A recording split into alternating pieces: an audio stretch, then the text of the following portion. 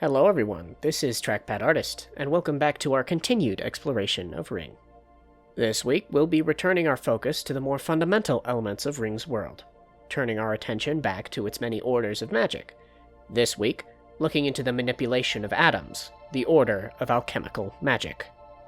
In diving into this order, we'll be reviewing the capabilities and limitations of alchemical magic and its influence on Ryng's economy and politics, all before looking into a specific example of a renowned practitioner of alchemical magics, whose unorthodox use of them has given their name an air of dread amongst the community of Magedom. Now, knowing what to expect from today's discussion, let's get into it, and explore the many facets of Ryng's most complex order of magic, the alchemical. Alchemical magics are by far the most dangerous and volatile of all orders, a fact which effectively reserves them for only the most gifted of the arcane community. In short, alchemical magic has the ability to manipulate the molecular and atomic structure of matter, allowing mages to shift the chemical composition of anything within their reach. These molecular changes, however, cannot in and of themselves create matter, and thus any molecular changes made to an object must be fed by both a mage's arcane ability as well as the necessary chemical components in order to enact such a change. This large-scale molecular change, however, is incredibly difficult and taxing to perform, and as such is not used very often. Rather, the most common manifestation of alchemical magic comes in the form of lightning, through a molecular change in the air's electrical charge and current.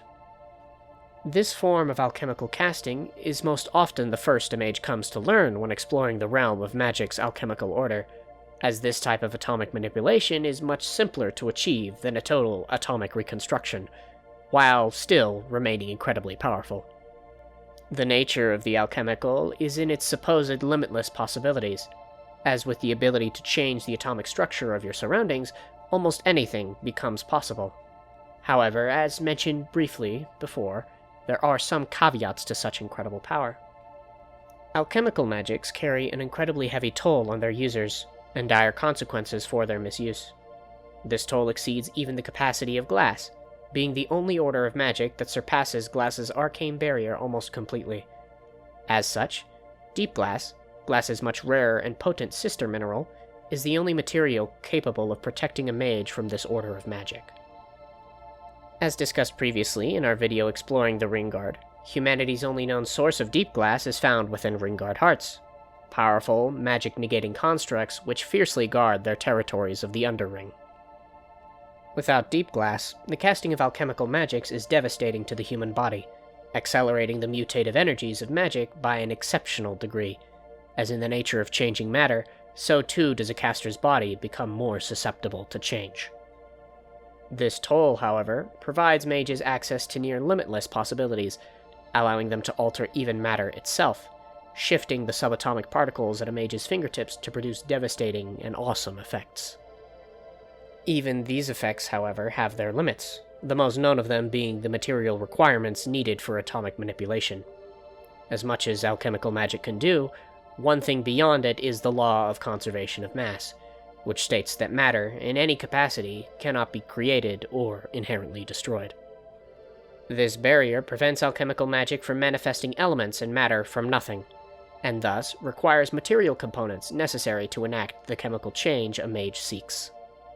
For example, if a mage wishes to create water after many days of thirst, they must expend not only their alchemical essence in order to cast their magic, exposing their body to magic's volatile energies, but must also expend a source of hydrogen and oxygen.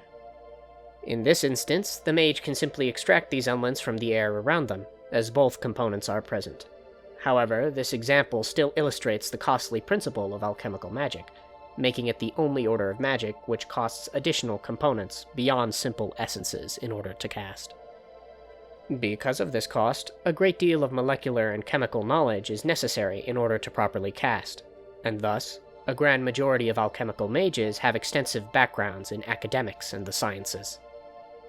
Even still, an understanding of molecular structure is much different than actually casting such magics, which leads many well-renowned alchemical mages to practice their magic within specialized realms of elements and materials, rather than expending the time and resources necessary to come to a perfect understanding of all alchemical possibilities. With such a powerful order of magic existing on Ryng's faces, a great deal has needed to be done in order to ensure the responsible use of such power, leading the lands of Ryng to develop several regulations surrounding the practice of alchemical magic, alongside the help of the Brass Lotus.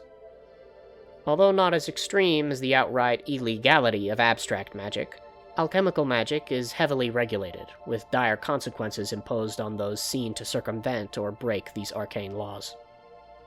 The highest of these laws deals with the manipulation of living creatures, as in a similar vein to the banning of blood magic's suborder of biomancy, the manipulation of organic matter is seen as unethical by the wider population.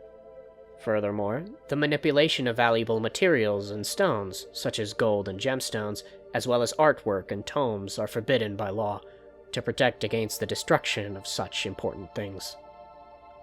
Another point of contention surrounds the counterfeiting of currency, a point emphasized greatly by the United Market, who serves as the minter for Ryng's universal currency, called bands. These coins, given their name, are flat discs, with large holes drilled into their center. This not only allows for their minting to require less material, but also serves as a means to more efficiently store and transport them in larger numbers.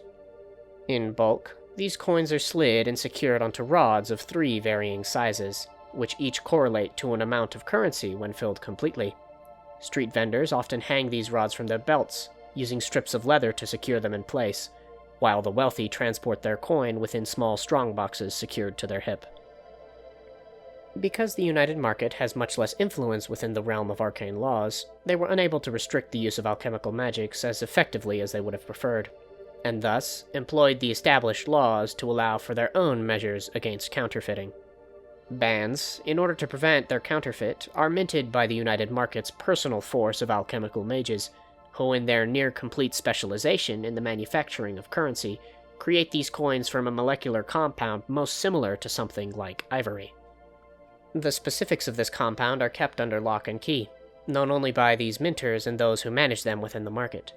This allows for the molecular deconstruction of a coin in situations questioning the authenticity of it, that the market may tally all the materials present within it. If the ratios are wrong, then the coin has been falsified, and those responsible are punished. Furthermore, bands are carved with intricate patterns, symbols, and ciphers, intentionally designed to be difficult to reproduce, which further serves as a protection against the coin's unsanctioned manufacture. All this influence, however, mainly touches on the more common uses of alchemical casting, but even still, there are a great many aspects to alchemical magic that are much less explored, aspects that often have much darker connotations.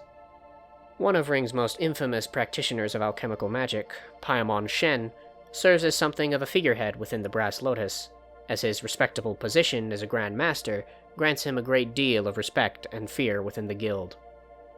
This position, however, was not something so easily acquired, as Pyon began his career in Magedom like many other, a simple Malfi farm boy turned student, now under the weight of the Brass Lotus's strict regulations. Pyon had always been interested in the realm of the alchemical, devoting much of his research within his younger years to its cultivation and personal skill. But as a simple student, Pyon had little access to the resources necessary to sustain his continued research. Desperate for a breakthrough that would launch him through the ranks of the Lotus, Pyon turned to living magic. Acquiring the required essence on his own time and coin, Pyon began experimenting with the alchemical's volatile powers, however, was left dissatisfied with his small-scale experimentation. Thus, he turned his attention towards bigger subjects, his peers. Mixing his alchemical knowledge with the forbidden science of biomancy yielded a great many interesting results that he would proudly present to his school's scholars in hopes of acclaim and praise. His experiments, those of dark science which reduced its subjects to nothing more than literal puppets, was revolutionary, to say the least. And yet, the only thanks he received were those of disgust and horror. For this circumvention of the law, he was put to death, a public hanging, an example. But regardless of the wider populace, Pyon's studies did come to intrigue someone high within the rankings of the Lotus. This benefactor released Pyon from his prison, and orchestrated an illusion of his execution to satiate the nerve of the public, all the while granting Paimon his every desire for prestige and recognition. Receiving the rank of Grand Master, Paimon now had every resource available to him, but by this point, his extended exposure to living magic had very well run its course within his body. His body and mind would no longer survive without its fill of alchemical essence, and thus his transformation was complete.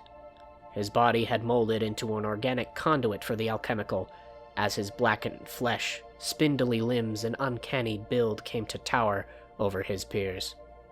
Fearing a stain to his image, Paimon shed his name and face, masking himself in the ornately carved face of an owl, while abandoning his name in favor of a title, Grand Master of Puppets.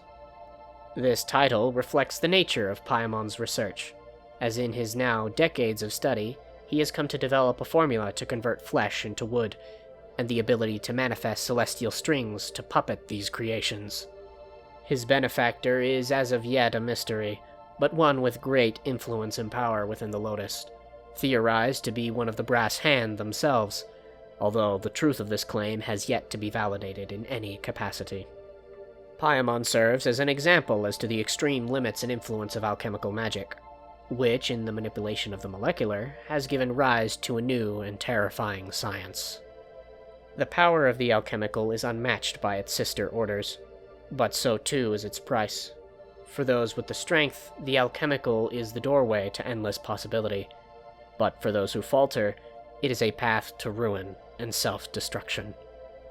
With all that, though, I do believe we have reached the end of today's discussion.